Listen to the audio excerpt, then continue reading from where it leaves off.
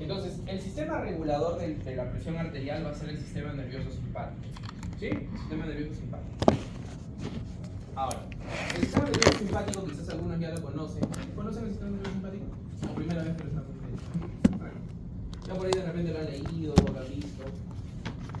El sistema nervioso simpático se va a encargar de hacer que el cuerpo se prepare o tenga una respuesta ante cualquier situación de estrés. ¿Ok? Bueno. Entonces, digamos, ¿no? Si tú estás bajo una situación de peligro, bajo una situación de estrés, ¿no? Ya sea porque te van a robar, o porque vas a dar un examen, o incluso porque estás bajo una enfermedad también, ojo, ¿eh? Las enfermedades también son situaciones de estrés. El sistema nervioso simpático va a ser el que va a estar más activo. ¿Ok? Perfecto. Listo. Entonces, ahí están viendo la imagen. Primero quiero que vean esta imagen de aquí. Cómo el sistema nervioso simpático va a tener sus fibras, para esta parte que es cardiovascular, las va a tener distribuidas a lo largo de toda la vasculatura, tanto venas como arterias. Y en ambas va a ejercer el mismo efecto. En ambas va a hacer esto que se llama vasoconstricción, es decir, va a cerrar la arteria, va a cerrar la vena. La arteria, como es una estructura que está sometida a altas presiones, si tú cierras y reduces el diámetro de la arteria, eso se va a traducir como un aumento de la presión arterial. ¿Ok? Va a aumentar la presión arterial.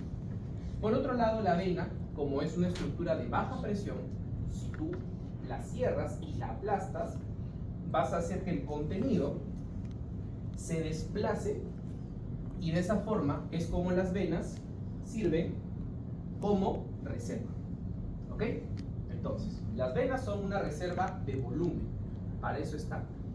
Y el sistema nervioso simpático aprovecha este volumen de reserva en situaciones donde necesitas, ¿no?, hacer uso de este volumen extra. Las fibras nerviosas vasomotoras simpáticas salen de la médula espinal, prácticamente de toda la médula espinal, desde la T1 hasta la L2. Y se van a dirigir hacia las cadenas simpáticas. Las cadenas simpáticas son las que van a dar justamente sus ramas, ¿no? Y van a tener dos caminos, ya sea la vasculatura de las vísceras internas y el corazón. Ahorita vamos a hablar más que todo del corazón, obviamente. Y número dos, también pueden ir, como les estoy indicando acá, a las arterias y a las venas, es decir, a la vasculatura perfecta. ¿Ya? Muy bien, eso es lo que hay que mencionar de esta diapositiva. Ahora, doctor, ok, llega la fibra simpática a la estructura X, ya sea un vaso sanguíneo, sea el corazón. ¿Y qué hace ahí? El neurotransmisor por el cual va a mediar su efecto principalmente va a ser la noradrenalina. Chicos, la noradrenalina. No obstante, también recuerden que la adrenalina va a estar también jugando un rol muy importante. Ahora, la adrenalina no es un neurotransmisor, ¿verdad? ¿De dónde se libera la adrenalina? De las glándulas suprarrenales. Muy bien, de las glándulas suprarrenales. ¿Ya? Entonces, a nivel cardíaco, a nivel del corazón, recuerden este receptor, por favor, chicos, el beta 1, ¿ya? Receptor beta 1 adrenérgico, también se le conoce, beta 1 adrenérgico. Doctor, es importante que ponga beta 1, ¿por qué no puedo poner solamente beta? Porque hay un beta 2. Doctor, ¿y en el alfa 1 puedo poner alfa 1 nomás? No, perdón, ¿solamente alfa? No, alfa 1 tienes que poner, porque también hay alfa 2, incluso hay alfa 3, ¿ya? Entonces tienes que especificar. Estamos hablando ahorita de beta 1. Beta 1, chicos, está en el corazón y cuando es estimulado por las fibras simpáticas, se libera noradrenalina. Esta noradrenalina se une a su receptor. Esa historia yo creo que ya la conoces un poquito por Morfo 1.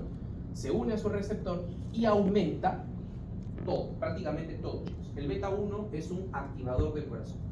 Aumenta la frecuencia cardíaca, aumenta la velocidad de conducción y aumenta también la contractilidad. ¿Ya? Luego, ¿qué más? Alfa 1. En el músculo liso, chicos, vascular, de la piel, de los riñones, músculo esquelético y esplácnico, el alfa 1, cuando se expone a la noradrenalina, va a hacer vasoconstricción. Lo que estábamos mencionando hace un ratito, ¿no? Vasoconstricción. Con todo el efecto que ya les mencioné. En las arterias, arteriolas, lo que va a generar es aumento de la resistencia, por eso aumenta la presión arterial, y en la parte de la vena va a exprimir, ¿no?, esa reserva para poder entregarla al cuerpo y que pueda hacer uso de ello. Doctor, una pregunta. Ujú. ¿Y sería específicamente arterias también? Porque yo leí que solamente debería ser en arteriolas y venas, porque hay mayor resistencia a la tensión por Correcto. las paredes de los caminos. Sí. Bueno, Digamos que histológicamente las arteriolas son las estructuras con mayor cantidad de tejido muscular liso. Por eso es que van a ser las predominantes en la regulación de la presión arterial, ¿no? Si tenemos que escoger a una, escogeríamos a las arteriolas. Así es. y las ¿no? venas también, ¿verdad? Claro, las venas también. Sin embargo, musculatura lisa la vas a encontrar por si acaso en todo, ¿ya? En todo. ¿Ya? No creas que, por ejemplo, en una arteria grande no hay. Sí hay musculatura lisa. Solamente que, claro, por, digamos, predominancia ganan las arteriolas, es correcto. Listo. Y por otro lado, el beta 2 se va a encontrar principalmente en el músculo esquelético, ¿no? Y tiene un poco de sentido, porque mira, si lo razonas de la siguiente manera. Ok, doctor, yo estoy bajo una situación de estrés, por eso sé que se está activando mi simpático. Entonces, lo que voy a hacer es vasoconstricción en estos órganos, piel, renal, ignoren un poquito músculo esquelético y esplácnico, ¿no? Y voy a redistribuir toda esta sangre para mandarla a los músculos y de esa forma poder darles mayor aporte sanguíneo que me va a preparar pues para la lucha o para huir, ¿no? Para correr, porque para eso está diseñado el sistema nervioso simpático. Y por otro lado, el músculo esquelético va a hacer dilatación arterial para que toda esa sangre que se está redistribuyendo se pueda recibir, ¿no? Entonces de esa forma es como el cuerpo regula el flujo sanguíneo, ¿ya? Por otra parte tenemos aquí al sistema nervioso parasimpático, que si se dan cuenta, hace todo lo opuesto. En resumen, chicos, hace todo lo opuesto, ¿ya? A través de receptores ya no beta, sino receptores MD muscarínicos, ¿no? Receptores muscarínicos, ¿ya? Muy bien. Acá hay 4 definiciones que sí me gustaría que se lleven el día de hoy. Y son el primero, cronotropismo. ¿Ok? El cronotropismo describe la frecuencia cardíaca básicamente, es decir, la cantidad de veces que el corazón late por unidad de tiempo, en este caso por minuto.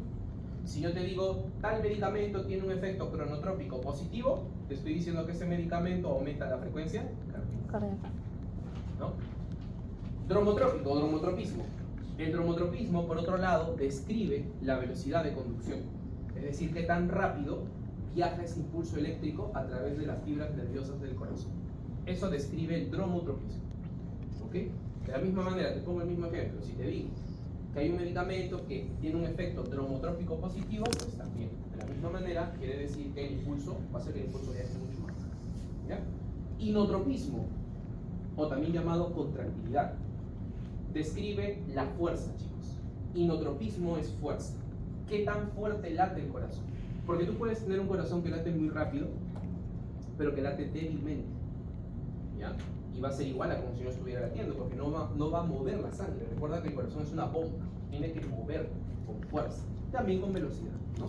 Entonces el inotropismo por eso es un concepto muy importante, porque van a haber medicamentos inotrópicos positivos, ¿no? Y finalmente el vasmotropismo.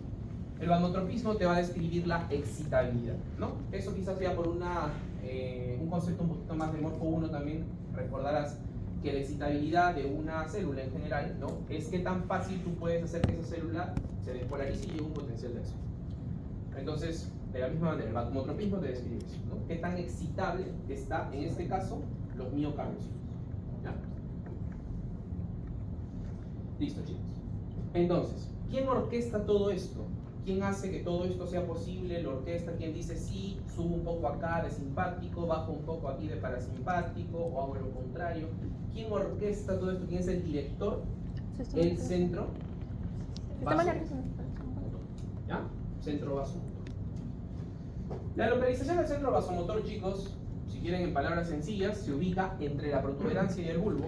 Si quieren la localización un poquito más exacta, ahí la tienen descrita, bilateralmente en la sustancia reticular del bulbo y en el tercio inferior de la protuberancia. Pero en otras palabras, bulbo y protuberancia, o sea, está ahí, el medio, ¿ya? Abarcando parte de ambos.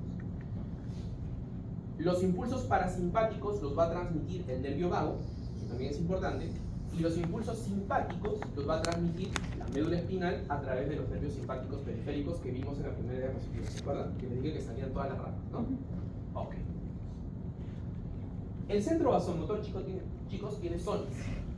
Ya no es que sea solamente un centro vasomotor y esta se hace todo, no. O sea, dentro del centro vasomotor está estratificado diferentes zonas. Tenemos a la zona vasoconstrictora, que, oh sorpresa, ¿qué creen que hace? Vasoconstricción. Ya lo vimos, ¿no? Ya sabemos a través de qué receptores y todo lo demás. La zona vasodilatadora, ¿sí ahora? Vasodilatadora. ¿Se dan cuenta? No hay mucho misterio. Quizás lo que es un poquito nuevo es esta, la sensitiva, porque ahí sí vamos a ver lo que hacen los vasoreceptores, ¿ya? Que son sensores que recogen información desde la periferia del cuerpo para llevarlas justamente al centro vasomotor y poder regular la presión arterial. Y por último, la cardioinhibidora. ¿Qué creen que hace la cardioinhibidora? Inhibe. ¿A quién? ¿Al hígado? Al corazón, claro. Y si inhibes al corazón, ¿qué hace con la frecuencia cardíaca? ¿No? Entonces, los nombres, chicos, realmente son muy intuitivos, o sea, de lo que hacen ese nombre, ¿ya? Lo único que por ahí, quizás, si es que quieren hacer un examen un poco complicado, pues preguntarles las localizaciones, ¿no? Pero no creo. ¿Les han preguntado alguna vez en algún parcial o final la localización exacta de una parte del centro vasomotor? No creo, ¿no? Qué bueno. Porque es bastante complicado, ¿ya? Y no es tampoco tan práctico, realmente. Ok. Esto de aquí, chicos, se los puse para que ustedes vean cómo, digamos, se pudo demostrar a través de un experimento la importancia del sistema nervioso simpático en la regulación de la presión arterial. Miren esa gráfica, el eje Y vendría a ser la presión arterial y el eje X vendría a ser el tiempo en minutos. Vean cómo, de momento, desde el principio todo está bien, ¿no? Todo tranqui, todo bien, estoy feliz, ¿no? ¿Qué hicieron con esta? Bueno, no era una persona, obviamente, era un animalito, era una cosita, ¿no? Le pusieron una anestesia espinal, ¿no? En la médula espinal, que lo que hizo fue dormir totalmente el sistema nervioso simpático. Y miren lo que pasó con la presión arterial. Se fue al piso, ¿no? Entonces, eso te dice una cosa primero. Ok, el sistema nervioso simpático sí es importante para mantener la presión arterial, de eso no hay dudas. Luego, inyectaron una sustancia que se llamaba noradrenalina y vieron cómo la presión se disparó. Y luego poco a poco fue bajando conforme el efecto iba pasando. Eso nos dijo una segunda cosa, que la noradrenalina es el neurotransmisor que media el efecto de regulación de la presión. ¿Se dan cuenta? De esa forma es como se va demostrando, digamos, un poquito, ¿no? los conceptos y las teorías que se tienen. Muy bien. Esta diapositiva, ya, como se lo dije al grupo anterior, se las he puesto solamente para que ustedes puedan también ver que este centro vasomotor no solamente tiene conexión con la parte periférica, o sea, con la médula espinal y con todo lo demás, sino que también tiene conexiones con la corteza. ¿Ya? Está conectado también con los centros más superiores. Así que no se olviden, por favor, chicos. Yo cuando les pase mi diapositiva ya lo van a poder ahí revisar. ¿Ya? Hipotálamo, corteza, y acá las estructuras del lóbulo temporal, zonas orbitarias, etc. Muy bien. Entonces, todo esto que estamos hablando, ¿ya? Que hace el centro vasomotor, todo esto, chicos, lo hace rapidísimo. Esto lo hace en cuestión de segundos, 5 a 10 segundos. Por eso es que cuando tú te paras de estar sentado, ¿no? Cuando ya nos vayamos todos, te vas a parar, tú no te vas a desmayar. Porque en cuestión de segundos tu cuerpo va a regular tu presión. Va a hacer que tu presión pase de un estado ligeramente más disminuido por un efecto de la gravedad cuando te paras, a regular y llevarlo a valores normales para que no te desmayes, ¿no? Para no alterar la perfusión sanguínea. Y lo mismo, la inhibición. Nótese que la inhibición sí toma un poco más de tiempo. 10 a 40 segundos es lo que describe el alto, ¿ya? De la presión arterial. Por eso es que cuando tú vas a medir la presión arterial, ahora que les voy a enseñar cómo hacerlo, es preferible que el paciente descanse por lo menos 5 minutos, ¿ya? Si es que ha llegado caminando, ¿okay?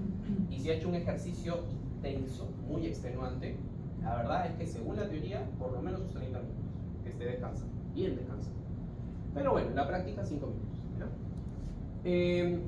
Muy bien. Esto se va a dar a través de los siguientes cambios que ya lo hemos mencionado: contracción de arteriolas, ¿no? Un poquito redundante ahí, contracción de venas, y a través del sistema nervioso autónomo que estimula directamente al corazón, ¿ya?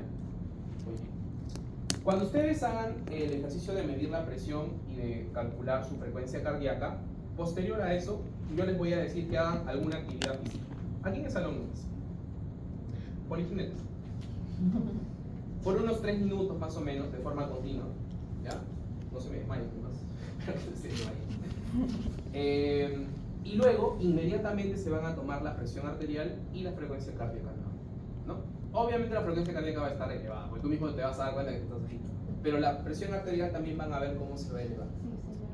Y principalmente, ¿cuál creen que se va a elevar? ¿La presión arterial sistólica o la diastólica? Las históricas, porque aumenta el flujo de la sangre. Así es, ¿no? A través Porque de lo que va a la aumentar válvula es la aórtica. frecuencia cardíaca, ¿no?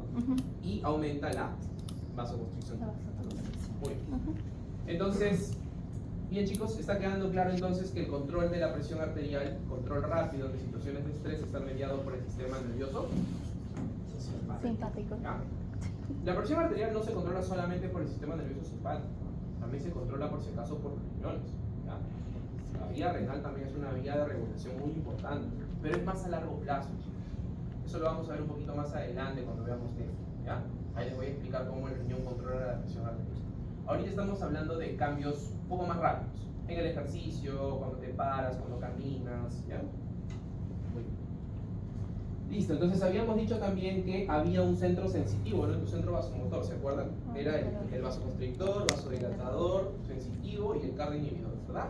Entonces, el sensitivo está formado por los vasoreceptores. De los vasoreceptores, tú tienes que recordar los nervios que llevan la información. Esos nervios son importantes porque sí han sido preguntas de examen, ¿ya? Sí he visto que les han preguntado tanto en fisio como en análisis. Entonces, chicos, los vasoreceptores son estructuras sensores, se podría decir, de estiramiento, ¿no? Receptores de estiramiento. Entonces, cuando tu cuerpo está sometido a una presión muy elevada, los vasoreceptores van a responder, ¿no? Mandando señales al centro vasomotor para disminuir la presión arterial. Porque el cuerpo es una fábrica o es una máquina de homeostasis. Tu cuerpo no quiere tener la presión ni muy alta ni muy baja.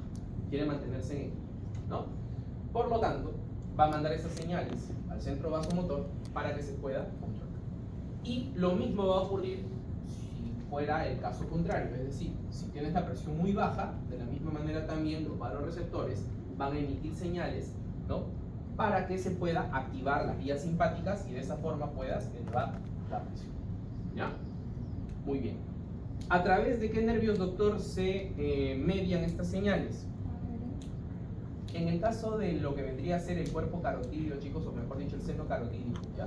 Se encuentra en las carótidas y en la bifurcación, ¿ya? Esos impulsos, esas señales se van a mediar por el nervio de Hennig, ¿no? Que es una rama del nervio glosofaríngeo. Muy bien, ¿ya? Y por otro lado también tenemos vasoreceptores, ¿dónde? En el callado aórtico. Ahí también hay vasoreceptores.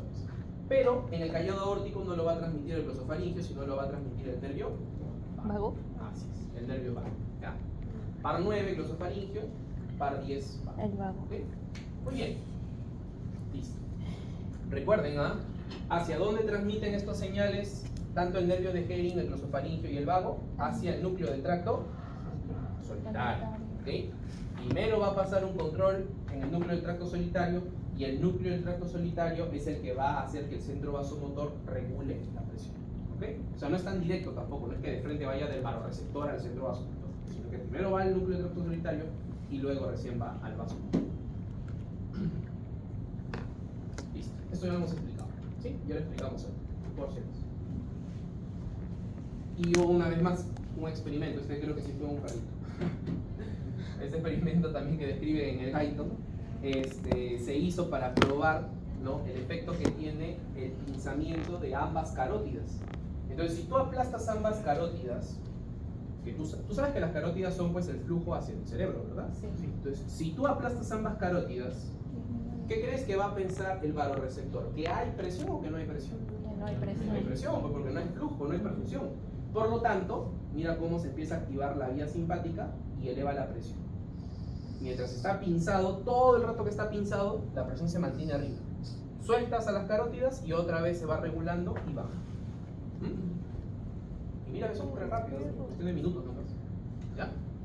Ese es el experimento. Entonces, conclusión, existe una gran importancia en el correcto funcionamiento de estos vasoreceptores para los cambios de postura que tenemos en el día a día, ¿no? Porque cuando tú te paras, caminas, te echas, los vasoreceptores están así, midiendo, regulando la presión, ¿ya? Muy bien. Los vasoreceptores, chicos, tienen una ayudita de dos estructuras adicionales, que son los quimioreceptores y los también vasoreceptores de baja presión auriculares y de la arteria pulmonar, por si acaso. En el caso de los quimioreceptores, no van a detectar como tal cambios en la presión, sino que van a detectar cambios en los niveles de dióxido de carbono y de hidrógeno. ¿Ya? Por eso se llaman quimioreceptores, no vasoreceptores. ¿Ya? Entonces, esto de aquí lo puedes sacar también un poco por bioquímica, ¿no? Porque tú sabes que los productos de desecho metabólico son dióxido de carbono e hidrogeniones. Sí. Y si tú tienes una buena perfusión sanguínea, ¿no? Es decir, un adecuado flujo sanguíneo, el flujo sanguíneo se va a llevar todos los desechos y los va a eliminar. Pero si esos desechos empiezan a acumular, Te intoxican. te podría decir, claro, te intoxican, y te podría dar a entender que no estás teniendo un correcto flujo, ¿verdad? Por eso es que el cuerpo interpreta que si estos dos se elevan, los quimioreceptores lo interpretan como que la presión también está baja. Y por eso te elevan. ¿Ya? Entonces, los quimioreceptores, ante los niveles elevados de CO2 y de hidrogeniones, elevan la presión. Así es como también la regla. Y finalmente, los reflejos auriculares y de la arteria pulmonar. Habíamos dicho que habían receptores de presión o de estiramiento, que son los vasoreceptores en el seno carotídeo y también en el callado aórtico. Pero también existen receptores de estiramiento, llamados, como les mencioné hace un ratito, de baja presión, en las aurículas y en la arteria pulmonar. ¿Ya? Aquí les voy a explicar un poquito mejor a través de este reflejo, que es el reflejo de Bainbridge. Miren lo que ocurre.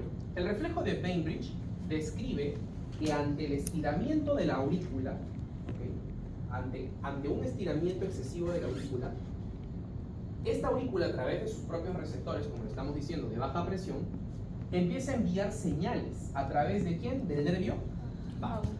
Lo manda al bulbo raquídeo y le dice, oye, me estoy estirando mucho, es decir, tengo mucha carga, mucho volumen, ¿no? Y el bulbo raquídeo le dice, ok, entonces voy a hacer que la vía parasimpática se inhiba y voy a activar la vía simpática para aumentar la frecuencia cardíaca y poder bombear ese exceso de volumen que te está estirando demasiado. ¿Ves? Te estoy traduciendo un poco cómo conversa la aurícula con el bulbo raquídeo, ¿sí?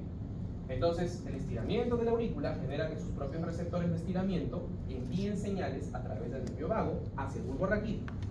Esto genera que la vía parasimpática se inhiba. Acuérdate que la vía parasimpática para el corazón es que baja la frecuencia cardíaca, ¿no? Tú inhibes a la vía parasimpática y activas a la vía simpática. ¿Ya? Y de esa forma se acelera la frecuencia cardíaca. Por eso es que el reflejo de Bainbridge se puede resumir en estos dos cuadros. Que el aumento del estiramiento auricular aumenta la frecuencia cardíaca. En dos palabras. ¿De ambas aurículas? Sí, claro, en ambas. En general es auricular, derecha y izquierda. Muy bien. Y por último, chicos, ahora sí, esta es la última diapo. La respuesta isquémica del sistema nervioso central es uno de los activadores más potentes de todos los activadores del sistema vasoconstrictor simpático. Y aquí van a ser el llamado reflejo de Cushing. ¿Ya? Reflejo de Cushing, que va a ser muy importante cuando ustedes evalúen a pacientes con politraumatismo, por ejemplo, ¿ya? O con aumentos de la presión intracraneal, como lo describe aquí un aumento de la presión de líquido cefalorraquídeo, ¿no? ¿Ya? Entonces, esta respuesta o este reflejo de Cushing se va a activar solamente cuando el flujo sanguíneo disminuye, ¿okay? En el centro vasomotor. O sea, aquí ya no es un tema de que, mis vasoreceptores me llevan información, no, de frente, el centro de comando directamente, él mismo en persona, está detectando una disminución del flujo sanguíneo, el mismo centro. Y para que eso ocurra, chicos, la presión tiene que estar demasiado baja. Como estás viendo, por debajo, muy por debajo de lo normal, o sea, menos de 60. Estamos hablando ya de un estado de hipotensión severo, ¿ya?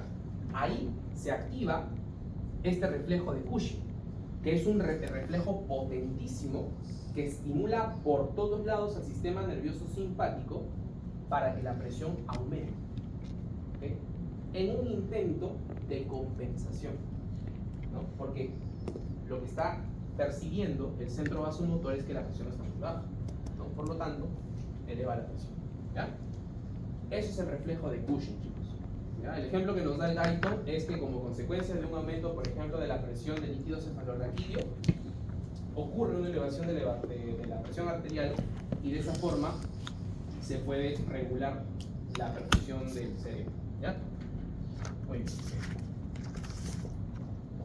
Ahora sí, chicos, vamos con la parte práctica, ¿sí?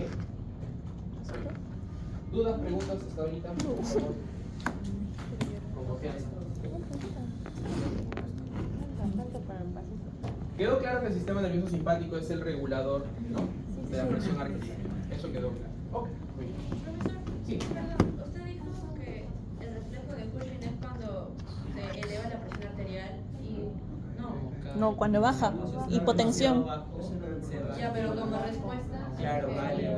Claro, pero ¿mediante qué eleva la presión arterial? Sistema nervioso simpático. Igualito. Ah, lo mismo que. Sí, sí. Sistema nervioso simpático.